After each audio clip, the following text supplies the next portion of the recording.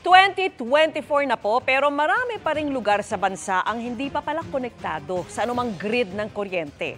Sa huling taya ng Department of Energy, halos 2.5 milyong kabahayan sa buong bansa ang nangangapa pa rin sa dilim hanggang ngayon. Bagay na ginagawa na raw ng paraan ng pamahalaan. Tunghayan po sa special report na tinutukan ni Mav Gonzalez.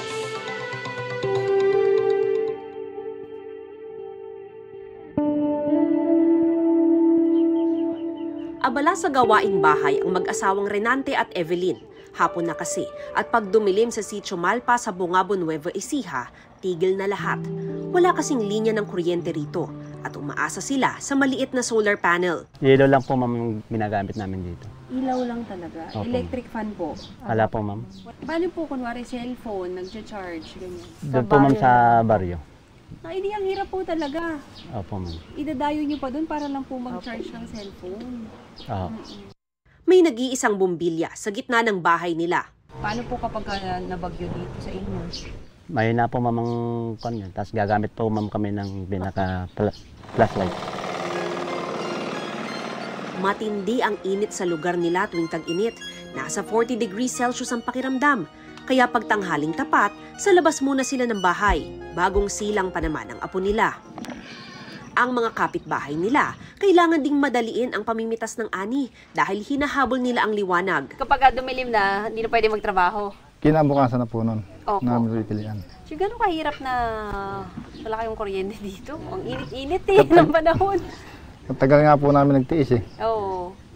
na walang kuryente. Pag maalinsangan, lalabas lang po kami dito sa sa bahay. Pero mas mahirap paggabi dahil nagtsatsaga sa flashlight si Evelyn habang nagluluto. Pero nakakakita na ng bukang liwayway ang Sitio Malpa dahil kinakabitan na sila ng mga poste ng Nueva Ecija Electric Cooperative 2 Area 2. Mula sa main road, nasa 3 kilometro ang tatayuan nila ng poste papunta dito sa Barangay Santor. Magkakalayo yung mga bahay rito, kaya sa mahabang panahon, off-grid power ang ginagamit nila o naglalagay lang ng mga solar panel. Pero ngayon, sa kauna-unahang pagkakataon, maaabot na rin sila ng tunay na linya ng kuryente. Ayon sa Department of Energy, as of June 2023, halos 2.5 million households pa ang walang kuryente sa buong Pilipinas. Mahigit kalahati dito, nasa Mindanao. Pero base pa ito sa 2020 census, kaya tiyak daw na mas mataas ang totoong bilang. Moving target because if a certain sitio will be energized, people tend to move towards the development, taking the saying that power precedes progress. Whether farmers, IPs, would then tend to locate themselves near the place or sitios where it is already energized. Mahalaga, hindi lang sa pag-unlad, kundi pati sa seguridad ang kuryente. Ayon sa isang pag-aaral ng mga propesor mula sa New Zealand at UK, tumataas ang insidente ng krimen pag walang kuryente dahil hindi gumagana ang security systems. Pero hindi rito nagtatapos ang epekto ng kawalan ng kuryente.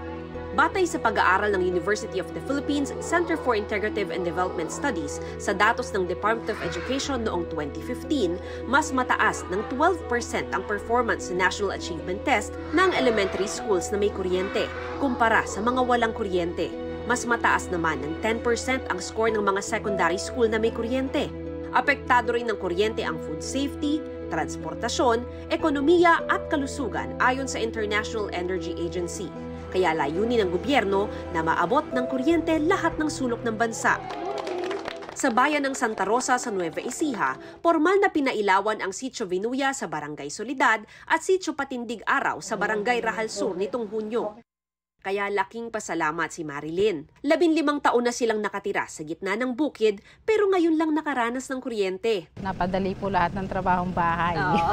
Kagaya po ng ano? Yung lalong-lalo na po yung paglalaba, ma'am, siyempre may washing na ngayon.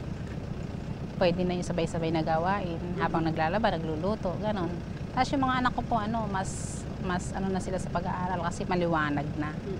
Hindi na kagaya ng dati. Oo. Dati po ba paano ginagawa nila? Nagsimula po kami, ma'am, sa sulo. Kung alam po ninyo yung sulo. Po. Sumunod po doon yung battery ng motor, 12 volts. Then nagka-solar na po hanggang sa kuryente na. Ngayon, may electric fan na sila at washing machine. Ang pangarap daw niya, magkaroon din ng rice cooker at refrigerator. Kahit naman nandyan na ang linya, may ilang hindi pa rin kayang magpakabit ng kuryente.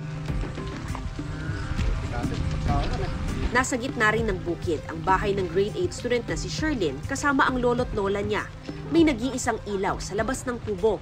Pero dahil maulan at hindi masyado nakargahan ang solar panel nila, 6 na oras lang daw ang tatagal. Hindi po kasi ako nakapag-online classes noon.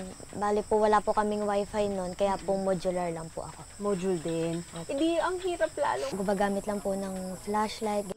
Naaawa man ng lola niya, wala naman daw silang budget para magpakabit ng kuryente. Talaga pong napakahirap sa mga apo kong nag-aaral na walang ilaw. Wala po kaming kakayanan kontador. Opo, magkano po ba dapat ang aabutin pag ano? Meron din po atang 10,000. Kaya si Sherlyn, tiyaga muna sa pag-aaral habang naghihintay magkakuryente. May pangarap din naman po ako. Oo. Tsaka po nakikita ko naman po na binibigay po lahat ng parents ko yung kailangan ko, ganun po. Ano ba ang pangarap mo paglaki? Flight attendant po. Kapag nagkakuryente na kayo, gaano kalaking tulong sa iyo yun? Malaking tulong nga po yun dahil po hindi na po kailangan na lumayo para po makapag-charge. Mahigit 8,000 sityo pa ang naghihintay ng kuryente sa buong bansa. Pero may target na raw ang NEA kung kailan ito maaabot lahat. I gave an audacious promise to our president that by 2028, NEA would try its best to energize the whole of the Philippines before the term of President Bongbong Marcos ends. I believe we are on track. Ang kuryenteng kailangan nating lahat para sa pang-araw-araw na pamumuhay, pribilehiyo pa rin para sa marami nating kababayan.